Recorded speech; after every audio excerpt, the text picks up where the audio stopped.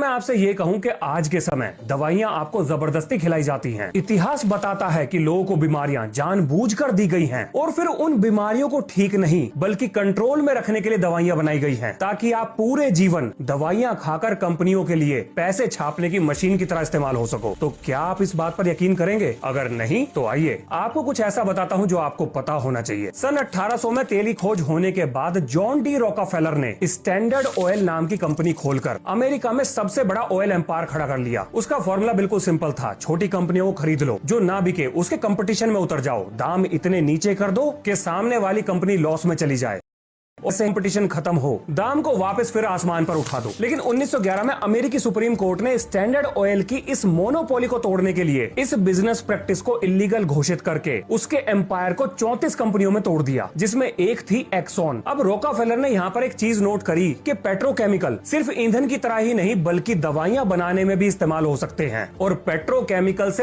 दवाइयां बनाने की जिम्मेदारी दी गई एक्सॉन को। लेकिन मार्केट में इन दवाइयों को कोई खरीदेगा क्यों जब इन दवाइयों को कोई प्रिस्क्राइब भी ना करे तो? क्योंकि उस वक्त अमेरिका में हर्बल और नेचुरोपैथी ट्रीटमेंट यही लोगों के बीच में सबसे ज्यादा पॉपुलर थे। वहाँ के डॉक्टर्स पेड़ पौधे और जड़ी बूटियों से दवाइयां बनाकर लोगों को दिया करते थे। अब यहाँ पर रॉकफेलर ने एक मास्टर स्ट्रोक खेला। उसने अपने दान दक्षिणा के हथियार का इस्तेमाल यानी कि का इस्तेमाल करके 1910 में फ्लेक्सनर रिपोर्ट पब्लिश करवाई, और इसको पब्लिश करने वाला था कार्नेगी फाउंडेशन। इस रिपोर्ट में नेचुरोपैथी और हर्बल मेडिसिन को अनसाइंटिफिक डिक्लेयर कर दिया गया, जिसका इतना जबरदस्त असर हुआ कि नेचुरल मेडिसिन पढ़ाने वाले कॉलेजेस की फंडिंग बंद हो गई। सिर्फ उन्हीं मेडिकल कॉलेजेस को पैसा मिलने लगा जो एलोपैथी और पेट्रोकेमिकल बेस्ड ड्रग्स को प्रमोट करने या पढ़ाने का काम कर रहे थे। धीरे धीरे अमेरिका का पूरा हेल्थ केयर सिस्टम नेचुरोपैथी से उठकर ड्रग्स और सर्जरी के मॉडल पर शिफ्ट हो गया। अब जरा कार्नेगी फाउंडेशन के बारे में सुनो। हेनरी फोर्ड था, कार बनाने के लिए स्टील चाहिए और वो स्टील कार्नेगी स्टील कंपनी से आता था। स्टील को ट्रांसपोर्ट और कार को चलाने के लिए ईंधन चाहिए, वो रॉकफेलर की कंपनी देती थी। मतलब हेनरी फोर्ड, कार्नेगी और रॉकफेलर ये तीनों एक इनविजिबल चेन से जुड़े हुए थे, और तीनों ही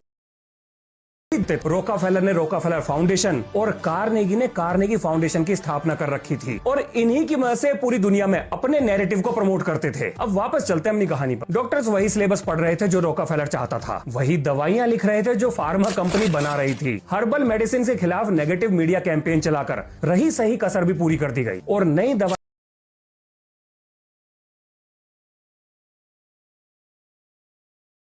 अब आगे सुनिए। अब हर्बल मेडिसिन बनाने वाली कंपनीज बंद होने से बचने के लिए केमिकल बेस्ड मेडिसिन को बनाना शुरू कर देती हैं। इन दवाइयों का असली मकसद पेशेंट को ठीक करना नहीं बल्कि उसे परमानेंट कस्टमर बनाना था। रॉकफेलर ने सिर्फ ऑयल को ही कंट्रोल नहीं किया बल्कि हेल्थ केयर की तस्वीर ही बदल दी, यानी जितने ज्यादा बीमार लोग उतना ही ज्यादा पैसा। अब ये सब करने के बावजूद भी रॉकफेलर को और पैसे चाहिए थे, और पैसे तभी आएंगे जब और ज्यादा लोग बीमार पड़ेंगे। तो अब सवाल था ये कि लोगों को बीमार कैसे किया जाए, जिसका जवाब था उनकी खाने पीने की आदतें।